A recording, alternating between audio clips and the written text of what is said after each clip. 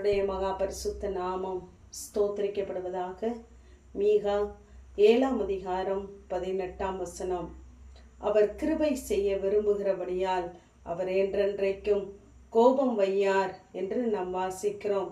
நம் மேலே கிருபையாய் இருக்கிற கர்த்தர் நம் மீது கோபம் கொள்ளாதபடி நம்முடைய அக்கிரமங்களை அவர் பொறுத்து கொள்ளுகிறவராய், நம்முடைய மீறுதல்களை மன்னிக்கிற தேவனாய் இருக்கிறார். அவர் நம்மேலே திரும்ப இறங்குவாராம். நம்முடைய அக்கிரமங்களை அடக்கி நம்முடைய பாவங்களை எல்லாம் சமுத்திரத்திலே ஆழத்திலே போட்டுவிட்டார் என்று நாம் தொடர்ந்து வாசிக்கிறோம்.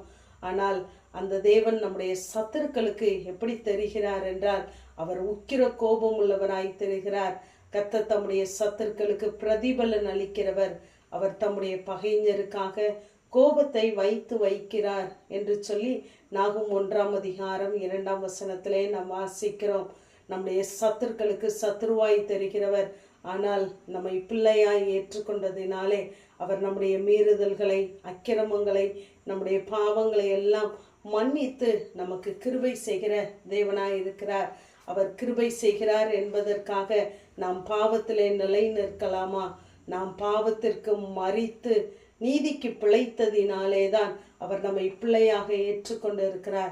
ஆகவே நம்முடைய தேவனுடைய கிருபையை நாம் ஒருபோதும் விருதாவாக்காதபடி அந்த கிருபையிலே நாம் நிலைத்து நிற்கிறவர்களாய் இருக்க வேண்டும். சங்கீதக்காரன் சொல்லும் பொழுது சொல்லுகிறார், நீரே பயங்கரமானவர், உமது கோபம் மூழும் போது உமக்கு முன்பாக நிற்பவன் யார் என்று சொல்லுகிறார்.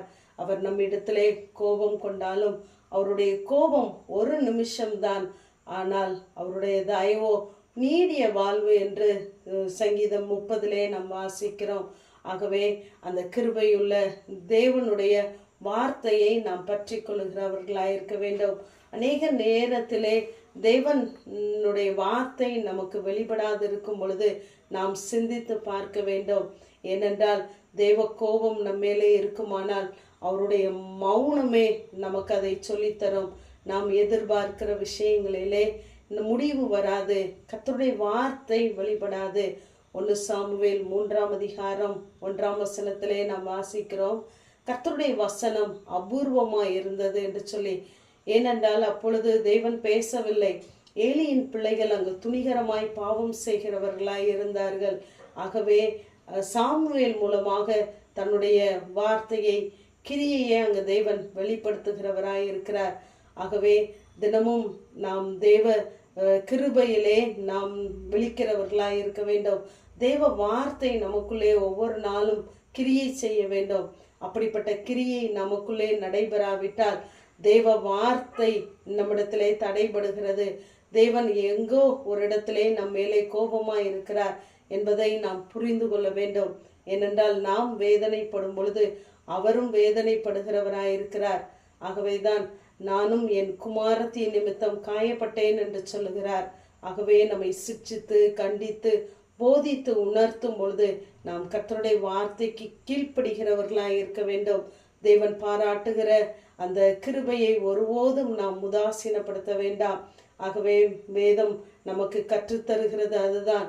தேவன் நமக்கு கிருபை பாராட்டுகிறார் என்றால் நாம் தகுதியானவர்கள் என்று சொல்லி அவர் கிருபையை நமக்கு தரவில்லை. நம்மை தகுதிப்படுத்தவே அவர் நமக்கு கிருபையை தருகிறவராயிருக்கிறார். ஆகவே கர்த்தருடைய வார்த்தையை கேட்கும் போதே நாம் இருதயத்திலே குத்தப்பட்டவர்களாய் நான் என்ன செய்ய வேண்டும் என்று சொல்லி கேட்கிற அப்படிப்பட்ட அனுபவம் நமக்குள்ளே வருகிறதா இருக்க வேண்டும். ஆகவே அவர் நம்ம மீது கோபம் கொண்டாலும் அந்த கோபம் நீங்கி நம்மை தேற்றுகிற நல்ல தேவனாகவே இருக்கிறார். ஆகவே கர்த்தருடைய கிருபையை நாம் பற்றி கொள்ளுவோம். அவர் நம்மேலே கோபம் வைக்காத தேவன்.